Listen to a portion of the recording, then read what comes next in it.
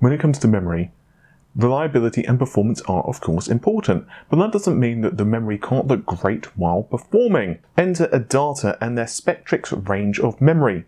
Adata are a well-known Taiwanese company and have established themselves with a great reputation creating DRAM products and peripherals such as keyboard and mice. The XPG Spectrix line is the company's attempt to cash in on the lucrative gaming market.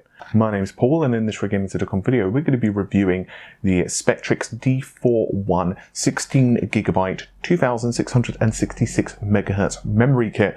Do know that we were provided this sample by Adata for the purposes of review, but this is not a sponsored video and all opinions are of course our own. We tested our particular kit with a variety of different motherboards ranging from a Gigabyte Skylake board to a BioStar B350 and also two MSI boards, the first being a B350 Gaming Pro Carbon and the board that we ended up doing most of our testing on, the B360 Gaming Pro Carbon, along with the Ryzen 5 2600X. You can also find a full link to the review of those particular products in the video description as well. So then, let's start out with the packaging and overview.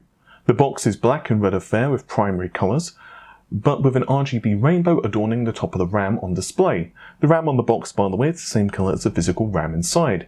You can see a bunch of logos including Aurora, MSI Mystic Lighting and so on at the bottom, and that's because, well, you'll be using that software to control the lighting of the memory. And at the rear? Well, it's just the rear is a lot simpler, with text in multiple languages letting you know it's RAM and has a small barcode and sticker telling you the specs of that RAM. CL is 161616 and operates at 1.2 volts. Opening up the kit, in our case, reveals two primary red sticks. The strip at the top is white when either the system is off or you've disabled RGB lighting, and it has XPG written in black. Other than that, we see a sticker on one side letting you know that once again, yep, it's RAM that's running at 2666 MHz and it has 161616 and it requires 1.2 volts. And on the reverse side, there's just, well, a logo.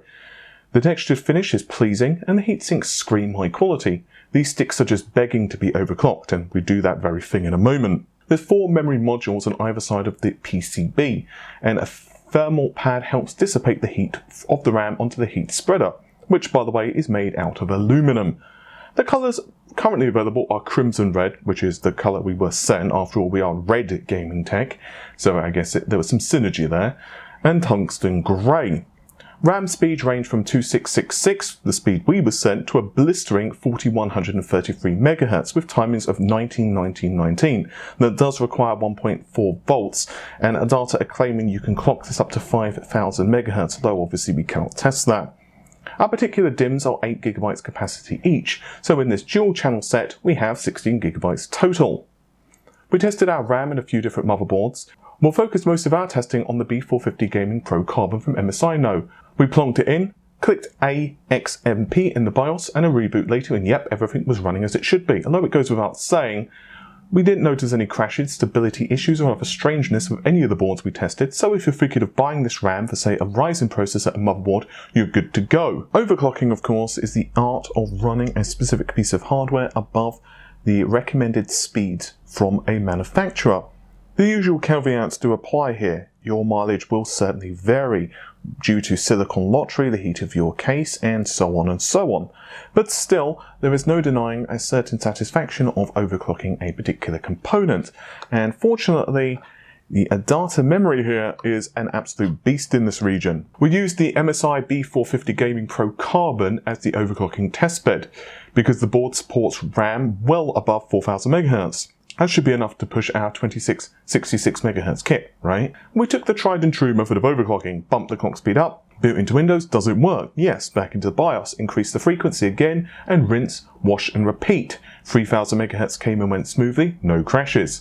We eventually managed to reach 3466 MHz, albeit with slightly looser timings, 18, 17, 17, with a bump of voltage to 1.4 volts.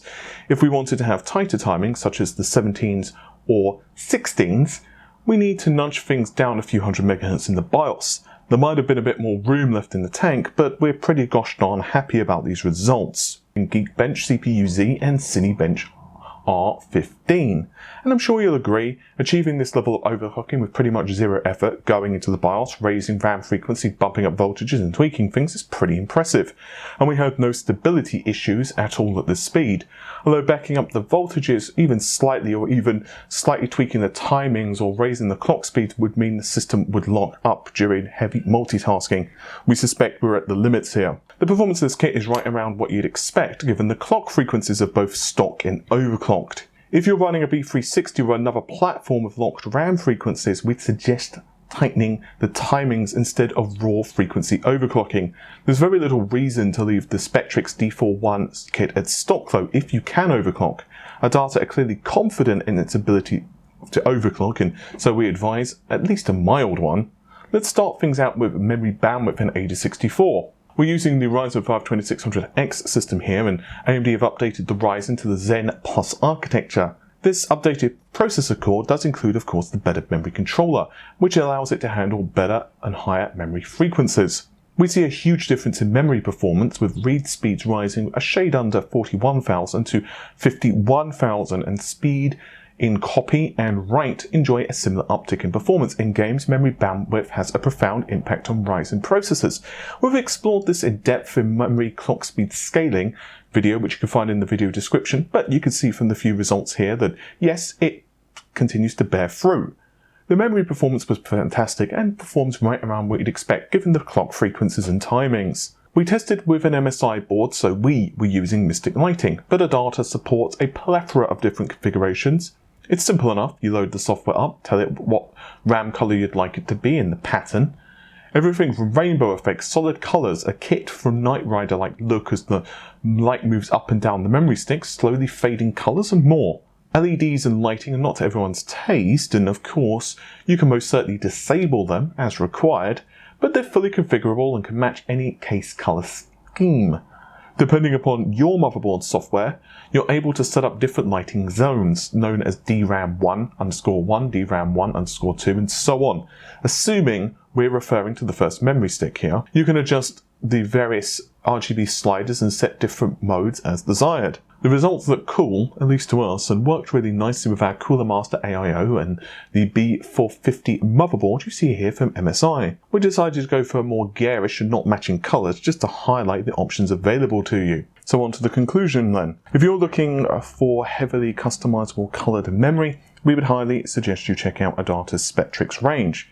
It's highly overclockable, and once again, in the case of our particular kit, we took the 2666 MHz RAM and took it way over 3400, which is once again a pretty hefty overclock.